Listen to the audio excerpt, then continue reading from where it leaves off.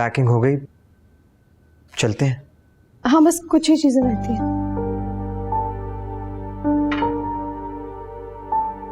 Cebu, तुम्हें घबराने की जरूरत नहीं है। हम तुम्हें कभी तन्हा नहीं छोड़ेंगे। मैं खौफज़दा नहीं हूं। अगर वो मुझे हाथ से पकड़ कर ले जाते तो भी मैं नहीं जाती। वो तो मुझे मेरे अब्बू लगे ही नहीं। तुम उनको इतने सालों बाद मिली हो, शायद इसलिए तुम्हें ऐसा लगा। उनका अंदाज बहुत सर्द था। सुना है उनका मिजाज ही ऐसा है। मिजाज से ही शख्सियत का अंदाजा लगाया जाता है। खैर, तुमसे एक और बात भी करनी थी। हाँ, कहो। सेबू, तुम्हारा जवाब सुन के मुझे बहुत दुख हुआ। क्या तुम मेरे बारे में सोच नहीं सकती? क्या मेरे जज्बात, मेरे एहसासात तुम्हारे लिए कोई मायने नहीं रखते? क्या मेरी मोहब्बत तुम्हारे लिए इतनी बेमोल है? ऐसी बात नहीं है आरिस। मैं तुम्हें इतनी दफा बता चुकी हूँ, मैं अपनी पढ़ाई मुकम्मल करना चाहती हूँ, अपने पैरों पर खड़ी होना चाहती हूँ। बाकी हालात तो तुम्हारे सामने ही है। हाँ, जो लोग घर आ गए, कल न जाने क्या करेंगे। मैं खुद को इतना मजबूत बनाना चाहती हूँ कि मैं उनका मुकाबला खुद कर सकूं। वो लड़कियां बेवकूफ होती हैं जो अपना करियर नहीं बनाती। सेबू, तुम मेरी बात तो समझ नहीं। अरे, हमें चलना चाहिए। खाला अम्मी और सफीना खाला वेट कर रही हैं।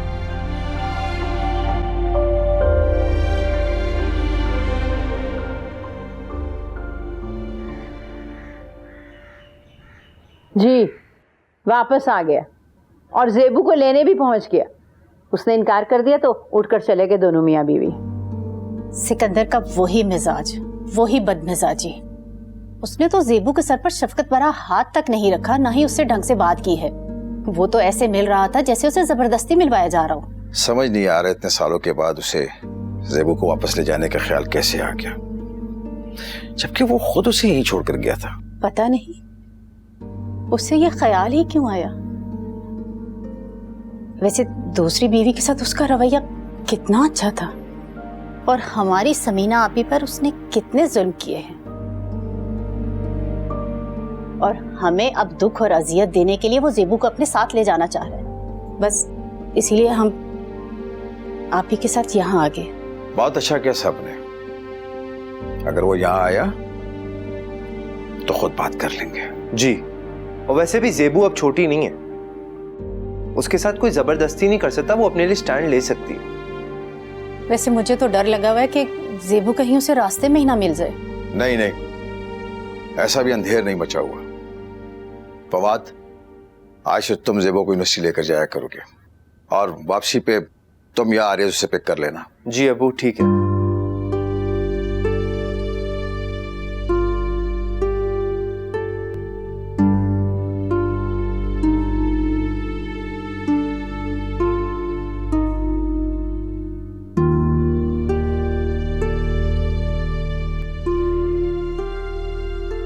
सेबू, तुम्हारा सामान। Thank you.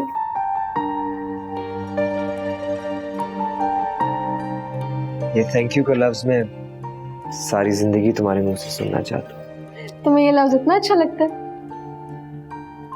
खास बात लफ्जों में नहीं, लफ्ज कहने वाले लोगों में होती है। और वो खास बात मैं तुम्हें पहले ही बता चुका हूँ।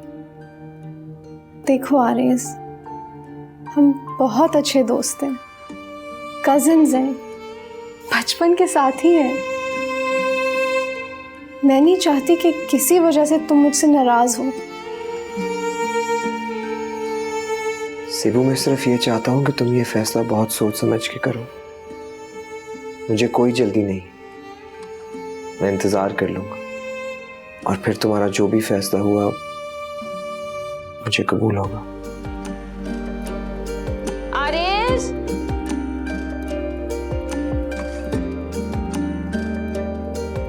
आया अम्मी। दिल की बात करने का मौका ही नहीं मिलता।